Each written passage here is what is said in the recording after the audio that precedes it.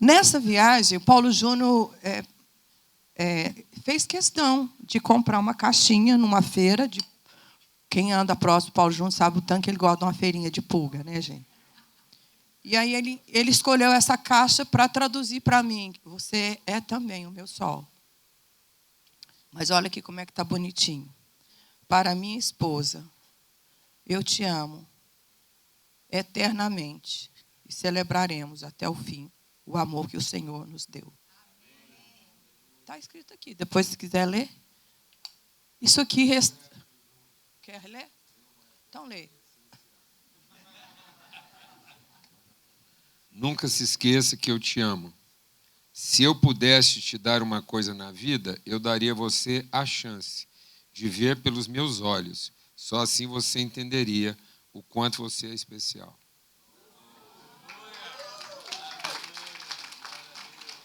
Então, esse convite que o Paulo Júnior me fez nessa declaração de amor, de que ele gostaria, de onde ele fosse, os meus olhos pudessem estar com ele. Irmãos, e muitas vezes eu ministro na vida dele também. Eu estou indo, tá, amor? Mas não vai dar para você dessa vez. O convite foi só para mim e a gente tem repetido isso. Seus olhos vão estar lá comigo. Isso restaura a unidade, não permite espaço nenhum para nenhum tipo de dúvida, de carência. E a gente vai nesse tempo, então, celebrando aquilo que eu tenho como maior valor na minha vida, o meu casamento. Nessa terra não tem nada mais que eu valorize do que o meu casamento. Amém, irmão? Então, é nessa perspectiva que a gente quer, então, começar a compartilhar com vocês o tema que nos fosse proposto. Homem e mulher os criou. Amém. Abra sua Bíblia lá em Gênesis, capítulo 1. Vão ter vários versículos, mas depois você vai receber tudo isso aí por escrito. Então você não fica assim tão atarantado de querer anotar tudo. Logicamente, anota aquilo que vai falar o seu coração. Mas, acima de tudo, depois isso vai na forma de slide. Outra coisa que eu quero desafiar cada um aqui. Não se distraia. Não se distraia. Deus nos trouxe para uma cena pedagógica. O nosso problema relacional, e o nosso problema de aprender, é que nós transformamos aquilo que seria uma trajetória pedagógica de formar a pessoa numa metodologia de qualificar o indivíduo. Então, muitas vezes eu estou querendo o indivíduo qualificado para um desafio, para uma atividade. Aí o casamento se tornou uma atividade que tem que dar certo. Então, quais são as qualificações do marido? Quais são as qualificações da esposa? Sendo que o casamento é uma relação da pessoa. A pessoa formada na relação. Então, a pedagogia vale mais do que a metodologia ou a capacidade. E aí nós deixamos de perceber a cena pedagógica. Tudo na sua vida, você tem um pai. E o seu pai é fiel em garantir que toda a cena, toda a sua trajetória seja pedagógica na formação da pessoa. E não para você ficar avaliando o que está funcionando, o que não está funcionando, quem acertou e quem errou. Tá bom? Então, naquilo que é a nossa parte aqui, nós vamos evocar a cena pedagógica do processo.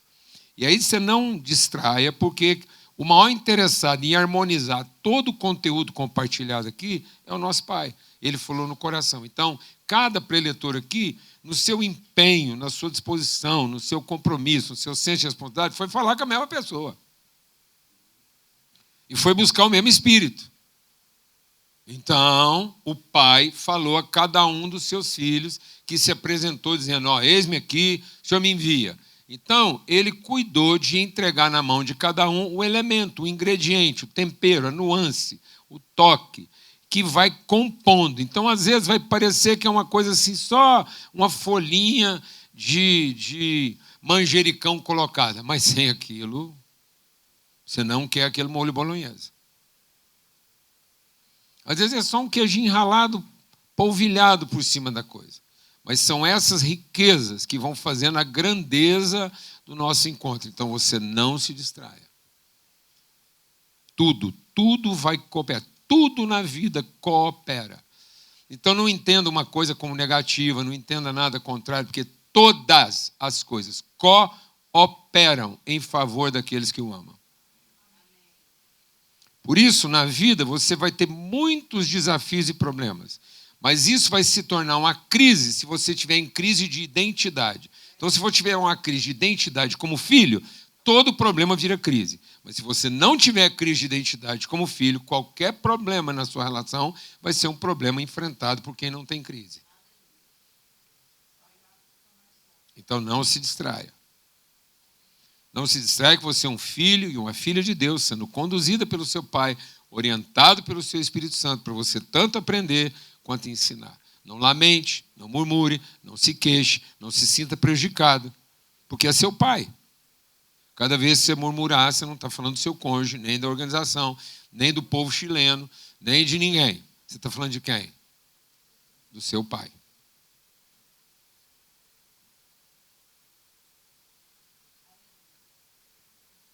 Amém? Então, nosso Pai, através do seu Espírito, quer nos ensinar a você ser uma pessoa bem resolvida. E aí, o texto, para a gente entender o que o Pai quis nos ensinar, nos colocando nesse desafio sublime e divino de um relacionamento conjugal, que ele separou isso, inclusive, para o filho dele. E olha que nenhuma mulher aqui ia querer ser mulher de Jesus. Você quer ser salva por Jesus, mas você não queria ser mulher de Cristo. E você quer frequentar uma boa igreja, mas você não queria ser o marido dela. Então, menos. Jesus casou com a igreja e Cristo é o marido dela. Uma relação dificílima. Volta e meia ela se sente abandonada, parece que ele largou ela e nunca mais volta, falou que ia voltar. Se você acha que seu marido fala que vai voltar e atrasou, Jesus parece estar atrasado tem 2000 anos. E quem está tomando conta da mulher dele são os amigos.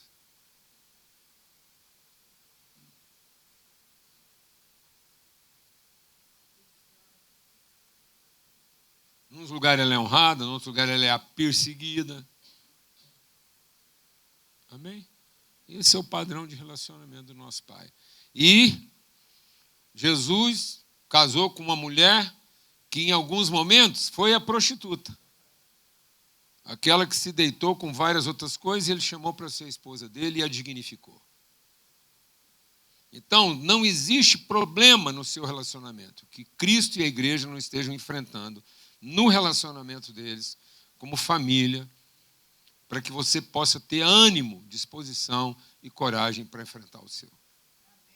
Amém? Tudo que Cristo está oferecendo para nós. Ele vive, enfrenta e vence, para que você seja encorajado. Então, quando a Bíblia está falando da relação, está falando do próprio filho, aquele que, sendo o único, se tornou o primeiro de muitos irmãos. O primeiro matrimônio realizado para cumprir o propósito de Deus é de Cristo com a igreja. Isso foi feito antes da criação. Por isso, lá no princípio, lá em Gênesis, diz assim: então disse Deus. Esse então não é um então locução, é um então conjunção conclusiva coordenativa. É português. É o seguinte: ele não está narrando uma história apenas, ele está ensinando um princípio. Então, é o seguinte: tudo visível, depois que tudo que é visível ser revelado, ele revela a razão da criação. Então, às vezes a gente acha que o homem foi feito depois de tudo ter sido feito. Não. Estando pronta a cena, o cenário pedagógico, as condições para Deus revelar o mistério dele, Então, o então aí não é depois. O então é o eterno que vai justificar o visível. Se você não tiver consciência de que você é um então, bem, você não vai entender que o que Deus revela para você vem antes de tudo o que você imaginou ou pensou. E se você não entender o seu eterno, ou você vai ficar deprimido com o seu passado, ou vai ficar ansioso com o seu futuro. Então, ou a sua relação conjugal é um então eterno, ou você vai estar sempre refém das circunstâncias e dos entretantos.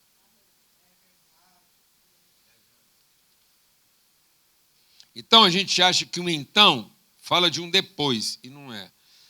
Feito isso, agora que toda a cena está preparada, então, Deus agora revela o seu mistério. Por isso que só agora Deus vai falar qual é a conversa que ele teve. Aí, se você quiser entender isso, a gente vai mostrar o versículo aqui. Depois eu vou mostrar, deixa por enquanto. Ele diz lá em Efésios, Deus faz tudo segundo o conselho da sua vontade, segundo o beneplácito que ele propôs em Cristo. Então, a Trindade combinou uma coisa, a divindade realizou aquilo que dava condições porque a Trindade conversou. Daqui a pouco você vai entender isso.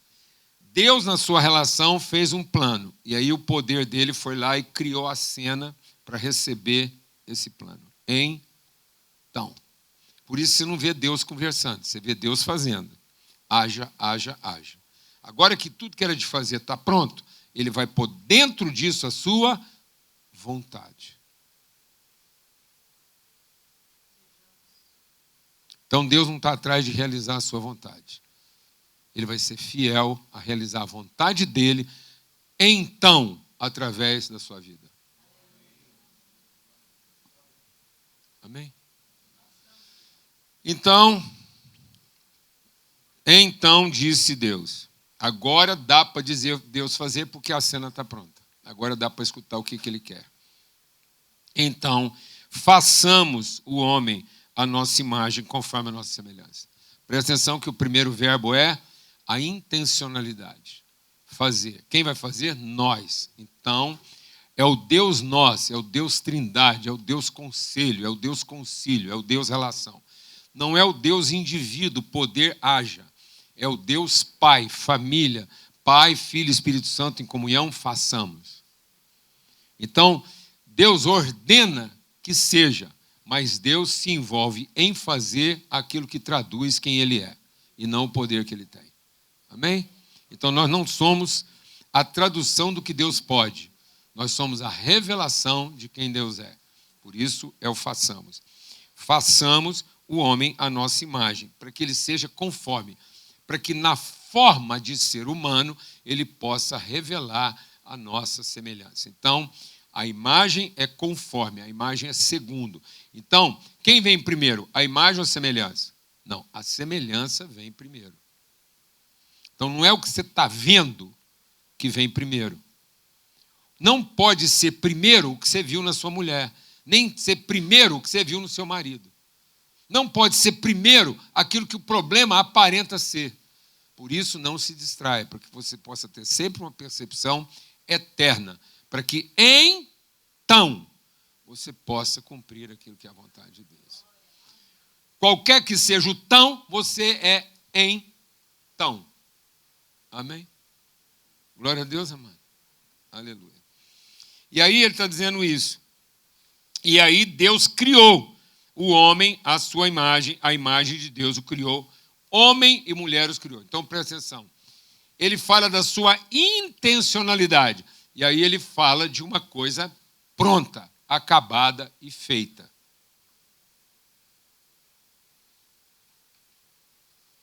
Deus não está nos fazendo. Ele está formando aquilo que ele já criou a gente para ser. Então você não é um projeto em aberto.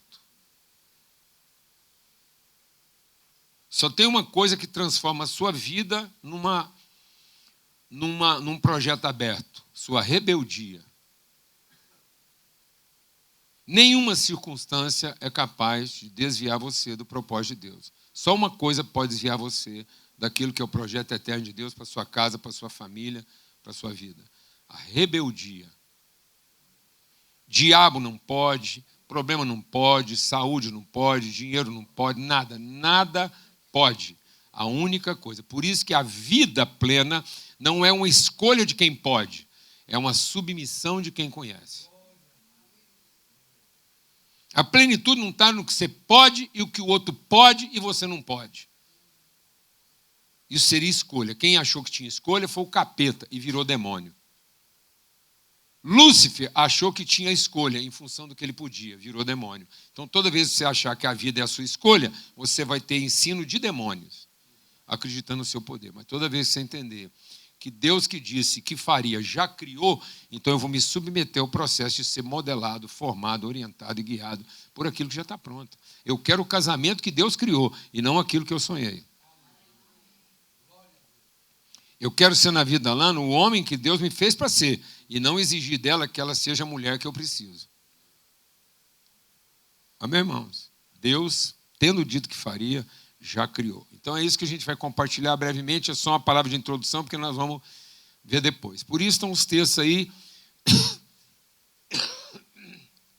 Nós vamos falar aqui sobre natureza, identidade e propósito. Bem brevemente, eu quero hoje, na nossa primeira testemunha aqui, focar nisso. A natureza da nossa identidade é relacional. Relacionamento não é uma opção. Relacionamento não é aquilo que eu gosto ou deixo de gostar.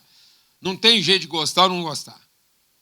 Eu sou desafiado a me submeter às relações sob o preço de estar em crise com a minha própria identidade.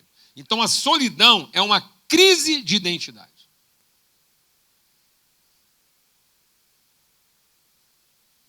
Por isso que Deus, tendo falado que faria e tendo já criado no processo da formação, então Deus disse, vamos fazer, e já criou. Aí no processo da formação, ele dá um prazinho para o homem ficar só. Para dizer, está vendo? Não é bom, mesmo você tendo eu, sabe aquele Deus que você sonhou? Sabe aquela vida que você sonhou, onde tudo funciona, você é dono de tudo, você não queria ser dono de tudo? Dono de tudo. O gado tudo é seu, as ovelhas tudo é sua, as aves tudo é sua, a propriedade tudo é sua, não tem nem que passar a escritura, é tudo seu. Os capetas, tudo te obedece, tudo. Só tem um problema. Mesmo tendo Deus, e mesmo tendo tudo e podendo todas as coisas, não é bom que o homem seja só. Porque ele foi feito, criado a partir do Deus façamos. E lá está em Efésios. Ele faz todas as coisas segundo o conselho da sua vontade. Ele desvenda o seu mistério. Qual é o mistério de Deus? O grande mistério de Deus é que a criação do homem tem a ver com a sua natureza relacional. Por isso que nós fomos criados por Deus para manifestar as suas virtudes e não os seus atributos. Então, o seu casamento não é para revelar o tanto que Deus é onipotente, onipresente, onisciente. O seu casamento, a sua vida, a sua família, é para revelar que o amor, a graça e a comunhão funcionam. Então, vida conjugal não é onipotência, onipresença e nem onisciência. Não é saber tudo, ter tudo e poder tudo. Vida bem-sucedida não é ter tudo, poder tudo e saber tudo. Vida bem-sucedida é amar de todo o coração, é ofertar espontaneamente sem colocar preço e viver em comunhão. Isso é vida plena. É amor, graça e comunhão. Pois preço não é graça. Não honrou, não é amor. Sozinho não é comunhão. Sem fidelizar a palavra empenhada, não é o amor de Deus. Pôs preço na oferta, não é a graça de Cristo. Optou pela solidão, não é a comunhão do Espírito. Eu estou em rebeldia com a minha relação com Deus, independente do quanto eu posso, do quanto eu tenho, do quanto eu sei. Amém? Então está lá. Esse é o mistério, que no seu bom propósito ele faz todas as coisas. E na dispensação dos tempos, quem é a dispensação dos tempos? Nós. Por isso nós vamos sempre viver esse conflito de uma consciência de liberdade em conflito com um desejo de autonomia. Enquanto você deseja sua autonomia, você não conhece a liberdade. Deus é o único ser que poderia ser suficiente sendo autônomo, e ele abriu mão da sua autonomia para viver a liberdade do amor. Só quem ama e oferece a sua vida em favor de alguém é verdadeiramente livre. Por isso, onde está o Espírito de Deus, aí a liberdade. Porque quem tem que defender a sua autonomia é mal resolvido. Então, como Deus não é mal resolvido, ele abriu mão da sua autonomia para viver a liberdade do amor. Amém. Porque agora Deus não tem mais autonomia, Ele criou família. Então agora você, para dar errado, seu pai tem que dar errado. Então fique em paz.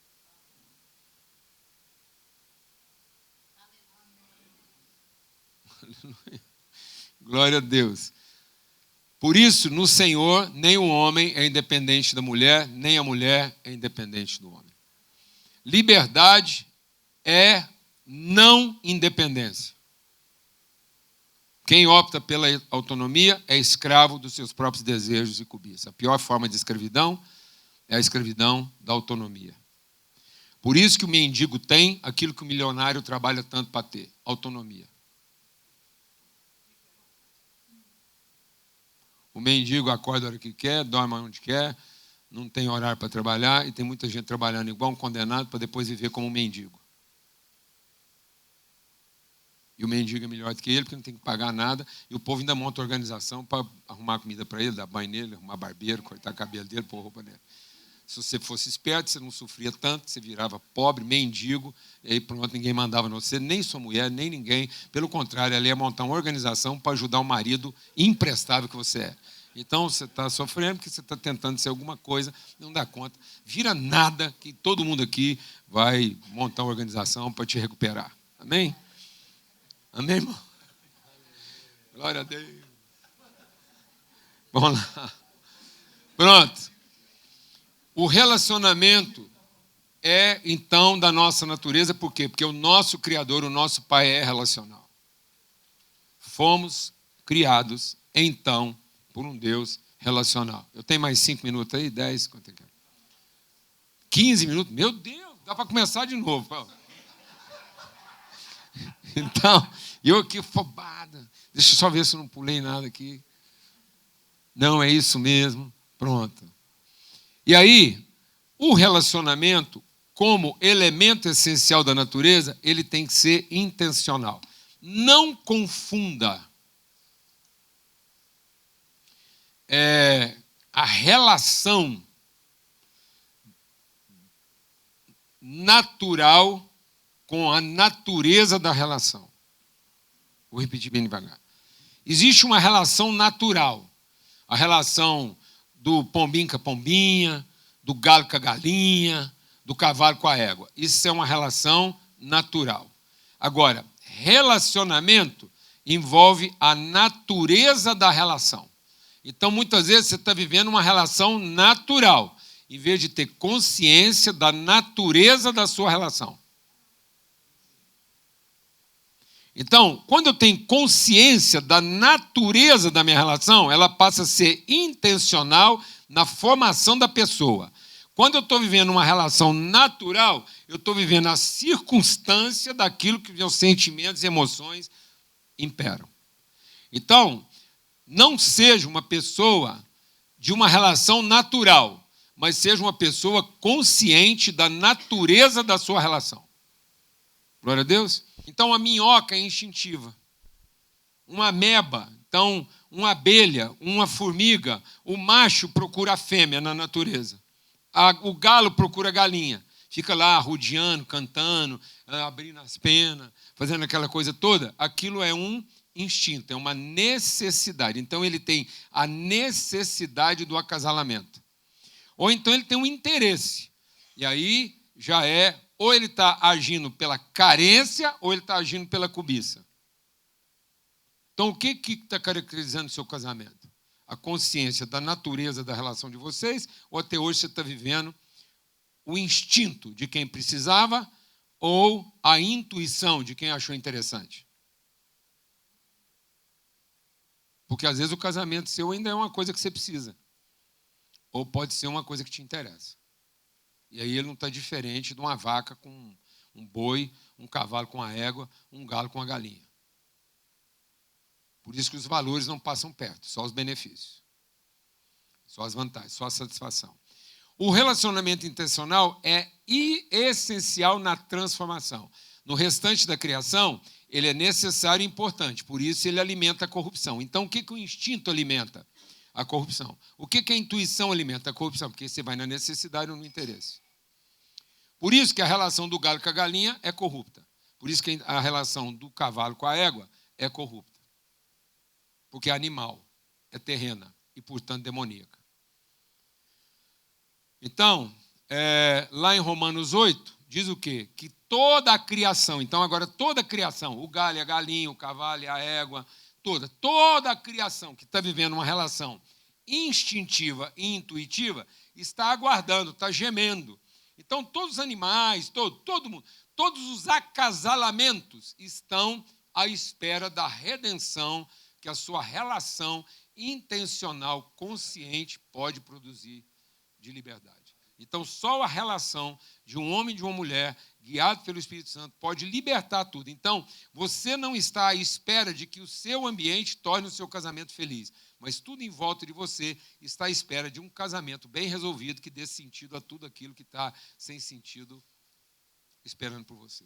O mundo está à espera que nós aqui assumamos a responsabilidade e não que a gente continue reclamando uma necessidade não satisfeita, um interesse não contemplado e um direito não respeitado. O casamento não é meu direito. Não é a contemplação do meu interesse. Nem tampouco a satisfação da minha necessidade. É a minha oportunidade de assumir a responsabilidade de ser aquilo que Deus nos fez para ser. Amém? Então está aí, lá em Tiago diz, qual é a sabedoria humana? A sabedoria humana é animal. Animal por quê? Necessidade. O que motivou seu casamento? O seu instinto animal? Você precisava casar? Então vou te falar uma coisa. Sabe qual é a primeira declaração que fala da corrupção humana no dilúvio? Diz assim, olha, nos últimos dias será como na época do dilúvio. Os homens se casarão e se darão em casamento. Sabe qual é uma das características principais da corrupção humana? Casamento. E divórcio. Por isso que hoje a mesma quantidade de casamento é a mesma quantidade de divórcio, porque as pessoas não querem formar família, elas querem casar. Elas querem acasalar. Elas querem encontrar alguém que satisfaça a sua necessidade, contemple o seu interesse ou garanta o seu direito de ter um casamento feliz. Isso é animal, terreno e demoníaco, porque as pessoas estão se acasalando pela necessidade, pelo interesse ou pelo direito. Aqui é o estado último de corrupção. É quando você tem direito ao casamento que você sonhou ou que você precisa. Aí é capeta puro.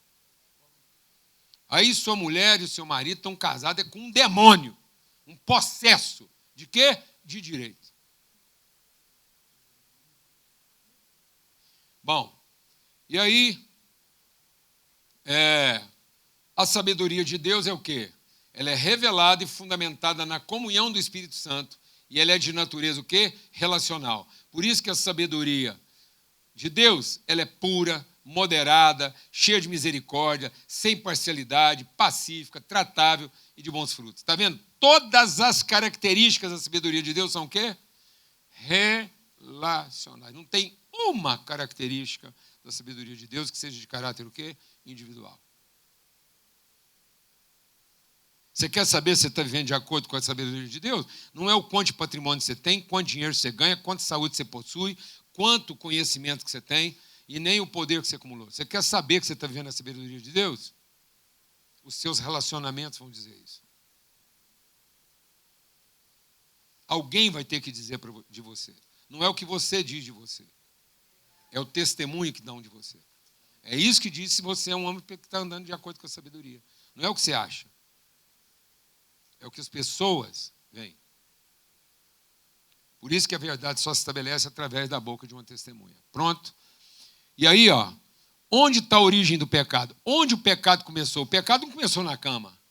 O pecado começou na dessignificação da fome. O dia que a fome passou a ser o desejo da minha carne, o desejo dos meus olhos, ou a soberba da vida, que volta lá no quê? A carência. O que é o desejo da carne? Uma necessidade satisfeita. O que é o desejo dos olhos? Um interesse contemplado. O que é a soberba da vida? Um direito garantido. Toda vez que o meu casamento tiver que passar pela satisfação da minha necessidade, contemplação do meu interesse ou garantido o direito, isso é o quê? Isso é demoníaco, isso é a corrupção, é aí que nós estamos caindo. Esse é o pecado. Então, o pecado não acontece na cama, o pecado acontece na mesa. Por isso que a gente vai compartilhar muito sobre mesa aqui. Foi a fome de ter o que eu preciso, e não a fome de entregar o que eu carrego. No dia que eu transformei a minha fome na fome do que eu preciso, do que me interessa e do direito que eu tenho, então eu saí fora do projeto de Deus. Então, a palavra de Deus diz, qual é a nossa fome? Jesus diz, qual é a minha fome? Uma comida eu tenho para comer que vocês não conhecem. Qual é a comida que eu tenho para comer? Fazer a vontade do meu Pai. Revelar o seu. Qual é a sua fome? Você tem fome de uma mulher que te agrada? Ou você tem fome de que o seu casamento revele o propósito de Deus para toda a humanidade? Do que você tem fome? Do que você precisa? Você precisa ser feliz? Ou você precisa ser alegre para poder compartilhar alegria com mais gente? Ainda que isso custe a sua felicidade. A sua alegria é sacrificar a sua felicidade em favor da alegria de todos? Ou a sua felicidade é sacrificar a alegria de todo mundo para que você seja feliz? Vou falar devagar. A sua alegria é sacrificar a sua felicidade para que todos compartilhem a alegria? Ou a sua felicidade é sacrificar a alegria de todo mundo para que você seja feliz? É isso. Bom, então, ele é a perfeita imagem de Deus. O primeiro do homem da terra é terreno, segundo homem, mas o segundo homem é do Senhor, é do céu. Tenho desejado ansiosamente comer com vocês essa ceia antes do meu sofrimento. A minha comida é fazer a vontade do meu Pai, aquele que me enviou. Por isso eu quero terminar com duas perguntas. Lá em Romanos 8, depois você pode olhar lá em Romanos 8, eu vou ler aqui, você não precisa abrir não, vou ler bem rápido, e a gente está concluindo. Lá em Romanos 8 diz assim. Romanos capítulo 8. Vai tocando lá para a gente já terminar. Então, Romanos 8. E aí você vai ficar com essa pergunta, e eu quero, a nossa casa quer lançar essa pergunta aí para que você medite nela durante todo o retiro. Vai fazendo essa pergunta para você. Esse retiro, esse encontro, diz assim,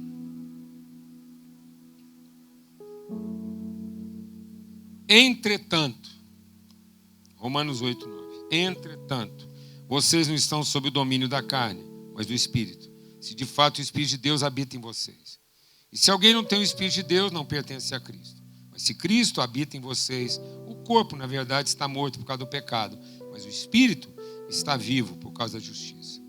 E se o Espírito daquele que ressuscitou Jesus dentre os mortos habita em vocês, aquele que ressuscitou a Cristo dentre os mortos também dará a vocês vida em seus corpos mortais, por meio do seu Espírito que habita em vocês. Agora presta atenção. Portanto, vocês estão em dívida, não para com a carne, para vivermos sujeitos a ela. Ninguém aqui está devendo a carne de ninguém. Pois, se vocês viverem de acordo com a carne, morrerão. Mas se pelo Espírito fizerem morrer os atos do corpo, viverão. Porque todos os que são guiados pelo Espírito são filhos de Deus. Vocês não receberam espírito de escravidão para viver novamente com medo, mas o espírito de adoção, pelo qual clamamos, Abba Pai.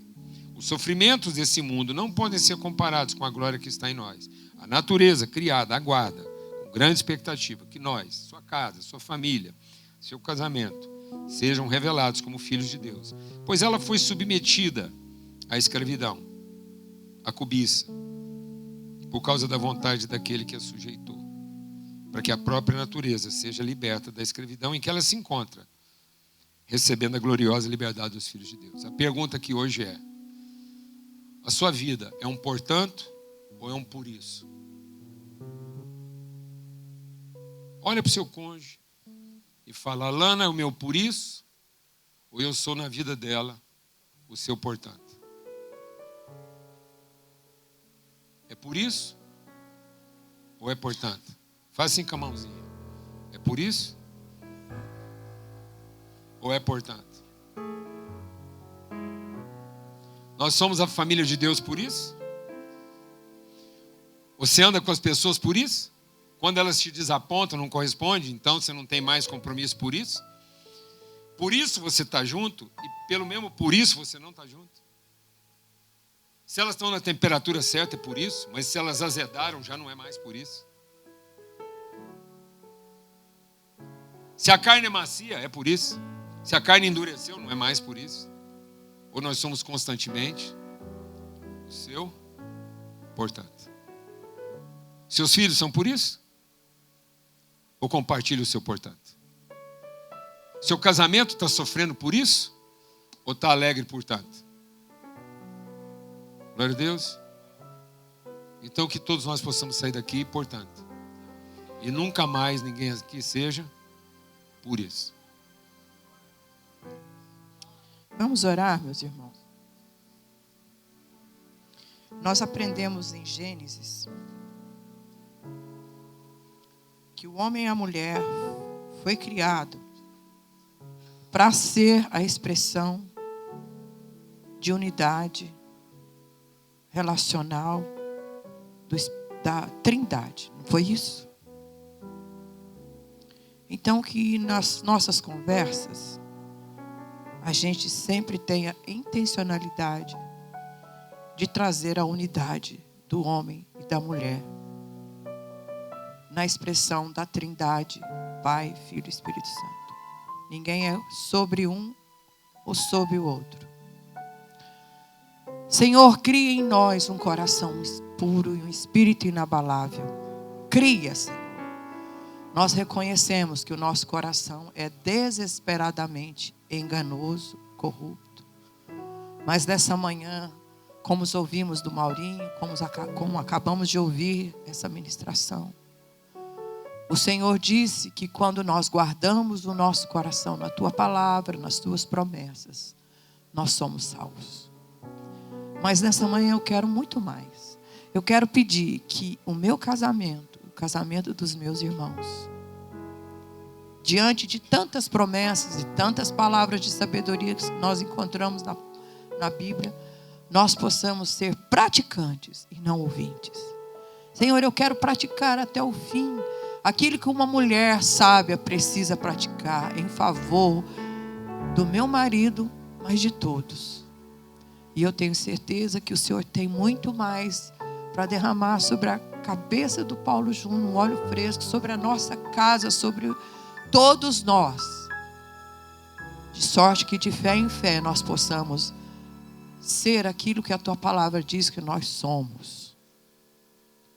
Criados para revelar a Tua glória. Em nome de Jesus Cristo. Amém.